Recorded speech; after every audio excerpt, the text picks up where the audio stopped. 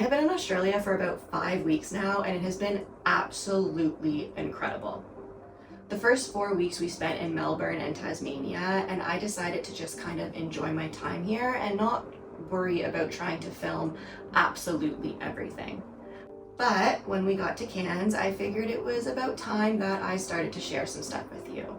So here are all the cool things we got up to while in Cairns. On our first full day, it was actually pouring rain in the morning, so we grabbed coffee, hopped in an Uber, and took it over to the aquarium.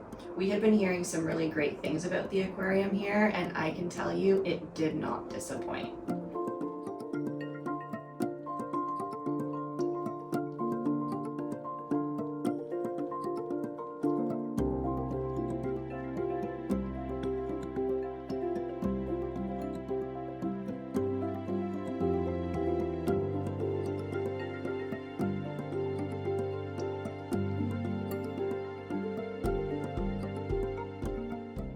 I think for me, one of the coolest things about the aquarium here is that all of the marine life and wildlife that are on display are actually local to the area. So there is a potential chance that you could see something that's on display out in the wild. I also learned that sharks, or some sharks, lay eggs, which was mind-blowing to me because I always thought that sharks gave live births, but I was proven wrong because I actually got to hold a shark egg in my hand. Very surreal.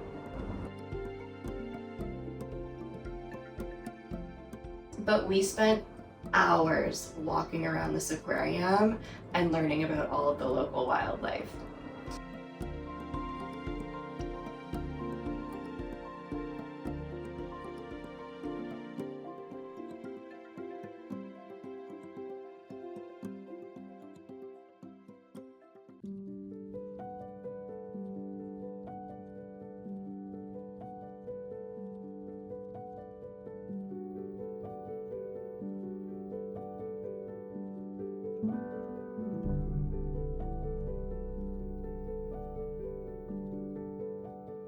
And then when we left the aquarium, the rain had pretty much stopped, so we headed down to the boardwalk and explored the area down there, grabbed some lunch, and then tried to find some local wildlife of our own.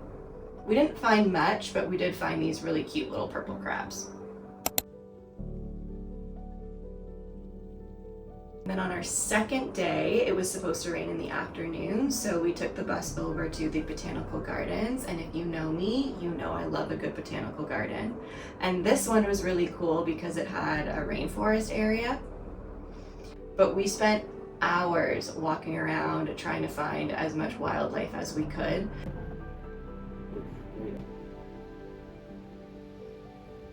Excuse me, sir, you're going the wrong way. That's the way I need to go.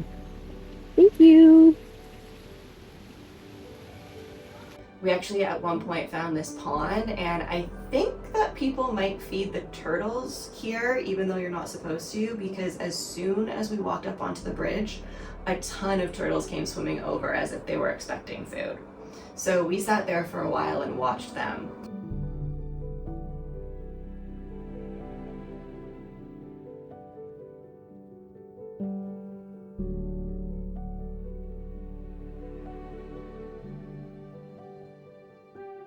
And then we headed over to the rainforest area and spent a lot of time looking up into the trees trying to find the flying foxes. We didn't, but we definitely enjoyed how quiet and peaceful it is when you're immersed inside of a rainforest.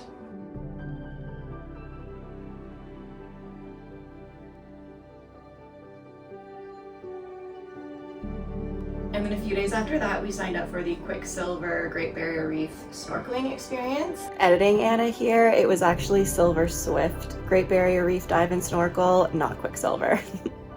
Oops. And this was really cool because they actually take you to 3 different parts of the Great Barrier Reef, and you have about an hour to an hour and a half to snorkel at each location. I was hoping that my footage of this experience was going to be a lot better, but you have to understand that every time I got in that water, I was fighting severe anxiety. I have a very irrational fear of sharks, and even though I was assured that any of the reef sharks that we would see would keep their distance and were very timid, and my anxieties were met with humor, which I very much appreciated, every time I got in the water or put my head underneath, my heart was just going a mile a minute. So the footage is not as good as I would have liked, but I wanted to share it with you anyways because this was the most incredible experience that I've ever had. And although I didn't see any sharks, thank God, or rays or turtles, there were still so many different varieties of fish, and just being that up close to the Great Barrier Reef, one of the wonders of the world, was just an experience that I never thought I was gonna get. And I don't know why I'm getting emotional, but it was incredible. And I highly recommend doing it through the Quicksilver experience because the crew there was amazing. But I apologize for the shakiness of the footage and how I'm all over the place because I think I was just so overwhelmed with how vast the reef was and how much there was to see. But highly recommend if you ever can. And then the next day we were clearly not done with the reef because we decided to take a ferry over to Green Island and do the glass bottom boat tour. So that takes you out to a couple different locations on the outer reef, and you can kind of see it from like above without getting wet, and they actually throw a little bit of fish food into the water to attract some of the fish, and that was just a really cool different way to experience the reef. And then after that you can spend the day exploring the island, so we ended up spending some time on the beach and I was able to sneak in some reading. And then we took a walk through the rainforest, and the rainforest there is really cool because Green Island, there used to be nothing there, but then birds would drop seeds, and because it was the perfect climate, this rainforest just grew and now covers majority of the island. And as you're walking through it, there were a few different places that led to different parts of the beach, and then there was this one at the very end of the trail that opened up and you could sit and look across the ocean to Fitzroy Island, which is another island that you can go and do some snorkeling. And it's just, to me, it's just incredible how much you can see from this little tiny island. And we just really enjoyed how peaceful it was. Even though it's a huge tourist spot and there were a lot of people there, when you're in the rainforest, it's just so quiet and peaceful and green and beautiful. And then when we were walking along the dock to get back to the ferry, I looked down and this little sea turtle popped up to say hello, and it was honestly just like the perfect way to end the day there.